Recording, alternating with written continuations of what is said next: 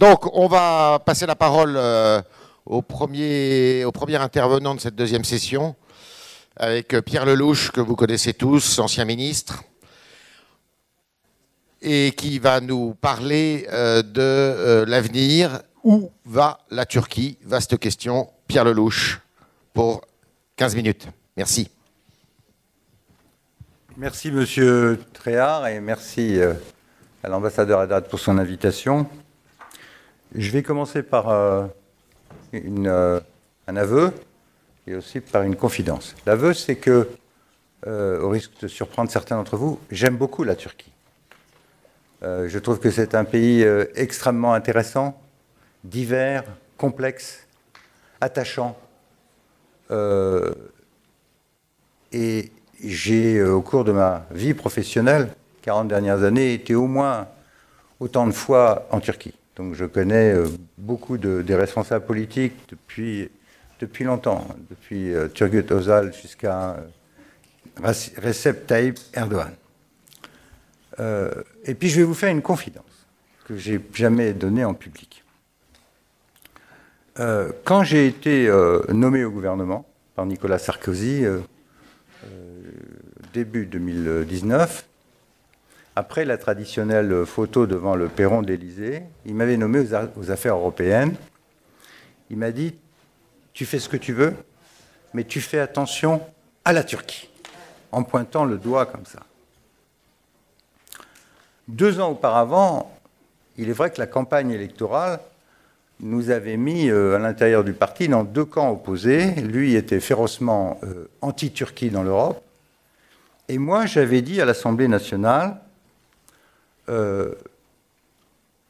ouvrez les guillemets, qu'on ne ferme pas la porte à la sublime porte et qu'on laisse le temps au temps en évitant de bloquer toutes les négociations.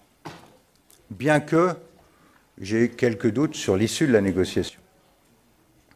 Mais dans une France alors préoccupée, comme elle est encore aujourd'hui, par l'immigration et la question de l'islam, la question turque n'avait cessé de monter en puissance à mesure qu'on s'approchait des présidentielles. Et ce, depuis 1999, date à laquelle, à Helsinki, le président Chirac avait accepté, pour la première fois, d'accorder le statut d'État candidat à la Turquie. Je rappelle que la Turquie était candidate depuis 1963, 36 ans plus tôt. Avec la chute du mur de Berlin en 1989, 10 ans auparavant, 10 nouveaux États étaient en train d'adhérer à l'Union européenne et la Turquie restait dehors. Chirac avait donc finalement décidé, Chirac dont j'avais été le conseiller diplomatique, d'inclure la Turquie dans son grand dessein d'une Europe réunifiée. D'où le statut d'État candidat. Mais à l'intérieur de la France, et y compris à l'intérieur du RPR ou de l'UMP de l'époque, la pression n'avait cessé de monter contre l'adhésion de la Turquie. Et en 2005, à 2 ans de la présidentielle, rappelez-vous, Jacques Chirac avait dû céder en introduisant, un peu en catimini, une loi constitutionnelle du 1er mars 2005, un article 88.5 nouveau de la Constitution qui dit ceci: tout projet de loi autorisant la ratification d'un traité relatif à l'adhésion d'un État à l'Union européenne ou aux communautés européennes est soumis au référendum par le président de la République. De facto, et compte tenu du climat politique en France, c'en était fini des chances d'adhésion de la Turquie en Europe. Pourtant, lors de son élection en 2007, Nicolas Sarkozy gèle 13 chapitres avec des relations notoirement mauvaises avec Erdogan, et il me demande, lors de la première année de son mandat, de lui servir d'émissaire pour calmer le jeu avec les Turcs, ce que je fais en liaison avec notre ambassadeur à Ankara à l'époque, Bernard Rémier, qui dirige aujourd'hui nos services, et j'accepte même à l'époque d'enseigner à l'université de Galatasaray, de façon à être en contact permanent avec les Turcs. À l'époque, je mesure la déception immense de tous les milieux intellectuels, du monde des affaires. À l'égard de la France, il faut rappeler que le modèle français, le modèle laïque à la française de Kemal Atatürk était le modèle pour la Turquie de l'après-guerre, et beaucoup de gens parlent français, lycée français, grosse présence culturelle française, donc beaucoup de déceptions. Évidemment, Erdogan prend des sanctions, et ça va nous coûter au minimum 5 milliards d'euros de contrats annulés par la partie turque à l'époque, dans des grands dossiers d'infrastructure. Je rappelle ce débat avec Nicolas Sarkozy parce qu'au fond, les deux thèses sont toujours d'actualité. D'un côté, il y a ceux qui pensent, avec Nicolas Sarkozy, que la Turquie n'a jamais fait partie de l'Europe, ni géographiquement, ni culturellement, bien sûr religieusement, et qu'au mieux, une relation spéciale doit être trouvée à certains moments entre les Européens et les Turcs. Pour moi, la situation est plus compliquée. J'ai eu ce débat longtemps avec Nicolas, en développant deux arguments clés. La première, c'est l'histoire. Ceux qui disent que la Turquie ne fait pas partie de l'Europe ignorent l'histoire. La Turquie fait partie intégrante de l'histoire européenne depuis au moins 5 siècles. Pour ceux qui ne le savent pas, il y a dans la Creuse un petit village qui s'appelle Bourganeuf. Et à Bourganeuf, il y a une tour qui s'appelle la tour Zimzim. Alors vous ne savez peut-être pas, mais le fils de Beyazed, le fils de Mehmed II, sultan, était en guerre avec son frère, Bayazid. Et Sem avait fini par rechercher une alliance avec les royaumes chrétiens contre son frère pour reprendre son trône à Istanbul, qui venait d'être prise 10 années plus tôt. Et donc, Sem se rend en juin 1482, je vous rappelle que la prise de Constantinople, c'est 1463, 53, pardon, donc 30 ans plus tôt, en 82. Non, mais moi non plus, je rigole pas. Ça peut arriver. Errare humanum est, comme disait nous.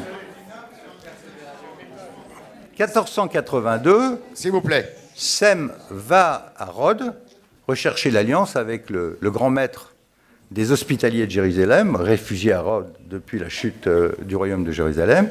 Et c'est Pierre d'Aubusson qui est à ce moment-là le grand maître et qui capture Sem et le renvoie sur ces terres creusoises où la tour sera montée dans ces années-là pour le garder prisonnier. Et le plus drôle, si j'ose dire, c'est que le sultan Bayazid II envoie en 1484 une ambassade à Louis XI pour s'assurer que son frère reste prisonnier et payer l'entretien du prisonnier. Mais l'histoire entre la Turquie, la France et l'Europe ne s'arrête pas à cet épisode, et je vais aller très vite. Il y eut en 1536 le traité d'alliance entre François Ier et Soliman le Magnifique. L'hivernage, on ne ferait pas aujourd'hui, de la flotte ottomane à Toulon en 1543. Les relations étroites entre Louis XIV et la Sublime Porte, la défense d'Istanbul contre la flotte anglaise en 1807 par le général Sébastiani, sans parler de la guerre de Crimée que nous fîmes avec les Anglais pour protéger la Turquie contre l'impérium russe en 1853-56, et où nous avons perdu, tout le monde l'a oublié, 300 000 hommes. Tout ça sans oublier la poussée ottomane dans les Balkans depuis le XVe siècle, la libération de ces Balkans, les deux sièges de Vienne en 1529 et en 1683, et la libération des Balkans au XIXe, qui ont mené, après la Première Guerre mondiale, pendant la Première Guerre mondiale, aux accords Sykes-Picot, qui préparaient le démantèlement de l'Empire ottoman. Donc, j'ai quelque mal à imaginer que l'histoire de la Turquie soit complètement séparée de l'histoire de l'Europe, bien au contraire. Bien au contraire, et ça continue aujourd'hui. Il suffit de regarder les journaux, sans parler des masses de migrants turcs, 3 millions en Allemagne, 600 000 en France, et tout ce que l'on vit quotidiennement. Donc, l'argument sur lequel la Turquie n'est pas en Europe, pour moi, honnêtement, est une aberration politique qui ne permet pas de comprendre notre problème aujourd'hui. La deuxième question qui était, et qui reste un enjeu, c'est qu'à l'époque, c'était avant la radicalisation du régime Erdogan, il y avait la perspective que la négociation avec l'Europe permettrait à la classe politique turque et à l'opinion turque de se réconcilier avec le monde démocratique et l'Occident. Ce qui avait été fait par la force sous le régime kémaliste, sous le contrôle de l'armée, pouvait l'être par la démocratie. Et l'enjeu était majeur parce que si ça réussissait, c'était un signal formidable au reste du monde musulman à travers la planète. Mais bon, tout ça est aujourd'hui derrière nous compte tenu des événements, notamment depuis le milieu des années 2000. Et voilà, disons que nous avons eu tous les deux tort. La question, au fond, c'est que l'adhésion aujourd'hui est terminée. Madame Merkel a dit publiquement en 2017 que la Turquie n'a pas sa place en Europe, et le président Macron l'a dit à sa façon un peu plus empoulée, en disant l'hypothèse sur laquelle il y aurait une progression naturelle avec l'ouverture des chapitres n'est pas réaliste, n'est pas vraie, et donc fin de l'histoire. Ce débat n'est pas sans rappeler la question de savoir qui a perdu la Russie et pourquoi la Russie évolue dans cette direction-là. Mais on va laisser les historiens réfléchir à ça dans les années qui viennent. Ce qui est intéressant, c'est de savoir qu'est-ce qu'on fait. Parce que le problème, il est à côté de nous, il est devant nous. Et pour essayer de savoir ce que l'on fait, sans bataille idéologique sur le point de savoir ils sont dedans, ils ne sont pas dedans, ils ne sont pas dans notre histoire, ils sont dans notre histoire. Et ils sont là. Et ils sont 83 millions. Et c'est la 17e économie du monde. Et ils ont, je vais le dire, au moins une capacité de nuisance absolument phénoménale sur le devenir du continent. Peu comme la Russie, qu'est-ce qu'on fait? Alors pour essayer de comprendre, je crois qu'il faut se reporter un petit peu en arrière. Au fond, la Turquie, c'était très gentil tant qu'il y avait la guerre froide. Elle était contrôlée par les militaires, c'était le flanc sud de l'OTAN, et tout était calme. De temps en temps, il y avait un coup d'État réprimé, mais les orientations étaient claires.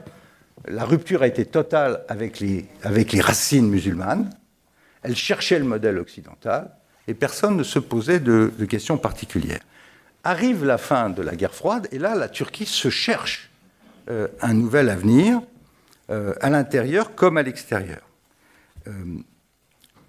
L'humiliation de l'homme malade du XIXe siècle est intacte dans les nouvelles élites turques, et la Turquie cherche un avenir. On va voir que cet avenir, elle l'a essentiellement raté, que depuis une dizaine d'années, sa politique intérieure comme extérieure a été largement incohérente, maladroite, brutale, au point de se retrouver aujourd'hui, sinon malade, en tout cas totalement isolé. Contrastant donc avec cette période de guerre froide, à l'intérieur, quand arrive l'AKP au pouvoir au début des années 2000, la Turquie, en politique intérieure, la Turquie recherche à nouveau ses racines musulmanes et cherche à contrôler l'armée. D'ailleurs, l'Europe lui sera très favorable. Mais à l'extérieur, elle redécouvre les délices de son identité musulmane, tout en recherchant une sorte de nostalgie impériale ottomane, ou d'ambition ottomane. Donc il y a deux forces qui se mettent en branle sous l'AKP, le retour à l'identité musulmane et la nostalgie d'une influence turque sur l'ensemble, non seulement du monde turc, mais du monde musulman. L'architecte intellectuel que j'ai bien connu de tout cela s'appelle Ahmet Davutoglu, et son livre fondamental, il était d'abord l'intellectuel, le conseiller personnel d'Erdogan au début des années 2000, avant de devenir son ministre des Affaires étrangères, puis son Premier ministre jusqu'en 2016, et le divorce a eu lieu sur la Syrie. Mais Davutoglu, dans son livre qui s'intitule « Profondeur stratégique », et où il utilise le mot « Lebensraum », comme jadis Hitler, considère que le monde musulman sert d'interland à la Turquie. Il développe l'idée du tir à l'arc. Plus la Turquie, c'est assez curieux sur le plan géométrique, mais plus la Turquie va tirer loin et fort dans le monde arabe, plus elle atterrira loin et fort dans le monde occidental et dans le monde, ajoute-t-il. Donc, il faut que la Turquie reprenne pied dans le monde musulman, que sur la base de cet interland, elle projette sa puissance en Europe et dans le monde. Ça, c'est la politique étrangère que la Turquie va suivre avec Davutoglu comme ministre des Affaires étrangères, en gros jusqu'aux révolutions arabes de 2011, qui vont la prendre par surprise. Mais pendant toute cette période des années 2000, la première décennie des années 2000, ils vont multiplier les accords de libre-échange, de libre circulation, développer une forte influence, notamment par les séries télévisées, etc., dans le monde arabe, prendre les distances avec Israël, mais sans rompre, prendre les distances avec l'Europe. Ils commencent à être de plus en plus déçus du blocage des négociations, et ils commencent à dire qu'ils n'ont pas nécessairement envie de rentrer dans ces contraintes. Et puis arrive 2011, et là, on est dans le deuxième zag. J'appelle la politique étrangère turque la politique du zigzag, non pas du tir à l'arc, mais du zigzag. Donc vous avez un premier zig qui consiste à chercher l'amitié des Arabes, et ils l'obtiennent. Et en 2011, ils sont désormais convaincus que les révolutionnaires vont gagner, que tous ces régimes corrompus vont tomber, et que le devenir de la Turquie pour recréer son hinterland, c'est de se mettre du côté des peuples. Et donc ils prennent fait et cause pour les frères musulmans en Égypte, ils prennent fait et cause pour Ennahda en Tunisie, ils donnent de l'argent, ils forment les cadres futurs, et ils se développent, y compris en direction de toutes sortes d'États comme le Hamas et autres, et ils s'installent vraiment du côté des frères.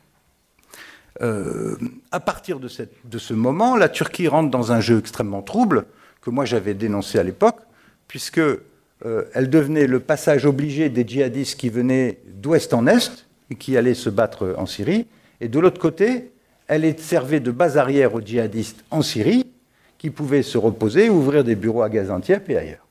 Et avec un allié comme ça, on n'était pas sorti de l'auberge. Reste que cette stratégie, dans la pratique, ne va pas réussir parce que la Turquie hérite d'abord de 3 millions de réfugiés chez elle. Deuxièmement, parce que les mouvements terroristes qu'elle nourrit, Al-Qaïda, Daesh et les autres, commencent à faire des attentats dans Istanbul et Ankara même. Et troisièmement, parce que se développe une dynamique d'unification kurde à l'intérieur de la guerre civile. Il y a la guerre dans la guerre, et la guerre des Kurdes, c'est de retrouver un corridor, manque de chance, le long de la frontière syrienne et turque. D'où un troisième zag, à partir de 2015, la Turquie abandonne l'idée de renverser Bachar el-Assad, c'était sa stratégie depuis l'été 2011, renverser Bachar el-Assad, le seul qui résistait à l'époque. Elle abandonne cette idée et se concentre sur les Kurdes, pour la raison qu'on a entendue tout à l'heure, c'est-à-dire le cousinage étroit entre le PYD et le PKK. Il faut quand même toujours garder à l'esprit qu'il y a 20% de Kurdes dans la population turque. 20% de Kurdes. Donc la sécession des Kurdes, pour les vues de la Turquie, est existentielle. Donc tous les efforts depuis ont été axés sur la reconquête, casser la dynamique kurde. Et pour ça, on assiste à un brusque renversement d'alliance. Ils vont s'allier avec celui qui combat les djihadistes. Donc les djihadistes qui étaient soutenus, financés et armés par les Turcs, se battaient contre les Russes. Et bien que fait Erdogan? Il s'allie avec les Russes, contre les djihadistes. Et pourquoi? Pour négocier un corridor d'accès qui leur permet de casser les Kurdes. Ça, c'est l'accord de Sochi. Et à Astana, de trouver une redéfinition des frontières avec l'Iran et la Turquie. Et dans ce schéma, les Européens et les Américains sont délibérément exclus. Mieux, la Turquie va aller plus loin, va rompre avec l'OTAN, va acheter des missiles antiaériens S-400 contre l'avis de tout le monde, va écarter les nôtres, puisque nous étions aussi candidats, nous les Européens, à vendre des missiles. Ils achètent non seulement des missiles, mais des centrales nucléaires à la Russie. Et bien sûr, ils font chanter l'Europe avec les migrants, rappelez-vous, et c'est en 2016 qu'est signé cet accord épouvantable d'Angela Merkel, où l'Europe capitule et donne 6 milliards de dollars à la Turquie pour bien vouloir protéger nos frontières, puisque apparemment nous sommes incapables de protéger les frontières, ni d'aider la Grèce. Quand j'étais ministre des Affaires européennes, les collègues grecs me disaient « Mais où est la marine française? Aidez-nous, on bloque. » Non, on va demander aux Turcs de bloquer la frontière à leur place, on va les payer. Et quand on se met dans une position comme ça, il ne faut pas s'étonner si 4 ans après, on recommence en montant. C'est comme au poker, le coup suivant, c'est plus cher. Voilà, et c'est à ce moment-là que l'hubris, alors moi j'appelle ça islamo-nationalo-ottoman de Erdogan se développe encore plus. Il a gagné toutes les élections. Le coup d'État de 2016 durant un service formidable, il va mettre en prison 150 000 fonctionnaires. Il va reprendre un pouvoir absolu. Il n'y a plus personne n'ose rien dire. Davutoglu est éliminé. Abdullah Gül, le président islamiste, mais modéré, que je connais bien, écarté. Il n'y a plus personne. Et donc Erdogan se lance ensuite dans un énième zag ou zig, comme vous voudrez. Là, on va s'en prendre une fois encore aux Européens, on va s'en prendre à la Syrie et on va s'en prendre à la Libye et à Chypre, en essayant de redessiner la carte de la Méditerranée orientale. Là, les relations deviennent très tendues avec à peu près tout le monde. Le pire dans le dernier zag, c'est que l'allié russe le laisse tomber. Et que dans l'affrontement final du nettoyage, si j'ose dire, définitif de la Syrie, les Russes prennent le parti d'Assad contre leur allié turc, renoncent à l'accord de Sochi, bombardent directement des militaires turcs, et ça, c'est une humiliation suprême pour la Turquie. Je vais très vite dans cette oui. Histoire. Je termine. On termine avec 5 minutes. Je termine en 2 minutes. 2 minutes. Que penser de ce bilan ? Alors, premièrement, l'objectif de restaurer un leadership ottoman sur le monde arabe, même en ruine, a lamentablement échoué. Je soupçonne Erdogan d'avoir rêvé la reconstitution d'un califat néo-ottoman en 2024, d'où les cérémonies où il est déguisé en empereur ottoman, les soldats, etc. Tout ça, pour l'instant, n'est plus d'actualité. Exit, deuxièmement, de l'effet de levier sur l'OTAN et sur l'Europe, dont la Turquie reste extrêmement dépendante, puisque 50% du commerce extérieur de la Turquie se fait avec l'Union européenne. Et en plus, elle est soumise à des sanctions américaines. Troisièmement, la perspective européenne est non seulement fermée, mais celle de l'OTAN n'est pas meilleure. On a vu ces dernières heures Erdogan demander l'application de l'article 4 de l'OTAN et même l'installation de fusées antimissiles patriotes en Turquie, dans un grand silence des Occidentaux. Et donc, quatrièmement, dans la recomposition géopolitique du Proche-Orient, après la réouverture des frontières Sykes-Picot, eh bien, ce qu'on peut dire, c'est que la Turquie n'est pas la gagnante. Le pays non arabe qui gagne aujourd'hui, c'est l'Iran, malgré ses difficultés. C'est lui qui a réussi à créer une espèce d'arc qui va du Liban jusqu'à l'Iran, en passant par la Syrie et l'Irak. Et la Turquie n'est pas joueur là-dedans, et perd ses pions pays par pays. Si bien que, en définitive, le révisionnisme turc a échoué, laissant la Turquie dans le rôle d'un pays autoritaire, illibéral, sans amis, sans alliés, mais dont la capacité de nuisance demeure intacte. D'où la question qui nous est posée. Dans ce tableau qui n'est pas simple, mais qui n'est pas de notre fait, ces décisions elles ont été prises à Ankara, il y a quand même une lueur d'espoir, c'est que beaucoup de gens se posent des questions en Turquie même, le monde des affaires, l'évaluation forcée de la lire ces derniers jours, la situation économique est très difficile en Turquie. Les élections municipales l'année dernière, à Ankara et Istanbul, montrent qu'il y a une appétence pour une alternative. Donc, je pense qu'il est temps pour nous de profiter de cette fenêtre de tir pour repenser en profondeur nos relations avec ce pays. Nous avons le même problème avec la Russie. Moi, je ne suis pas d'accord du tout avec plein de choses que fait le président Macron, mais sur la Russie, il a raison, le moment est venu de chercher à tendre la main et de trouver une relation nouvelle. Je dirais que la même chose, aujourd'hui, se pose avec la Turquie. Je sais que tout le monde ne sera pas d'accord ici, parce que j'ai cru comprendre la tonalité de la réunion. Je ne suis pas complètement sourd. Mais en même temps, je veux dire, ils sont là. 83 millions de personnes, un impact très important sur le monde musulman à l'intérieur même du continent. On leur a donné les clés du contrôle de l'immigration. On a une politique de défense en Europe qui est inexistante. Un désaccord absolu entre nous sur à peu près tout. Bon, peut-être qu'il faut commencer par regarder notre propre jardin et essayer de bâtir une politique intelligente à l'égard de ce pays majeur qui, encore une fois, fait partie du continent. Merci Pierre.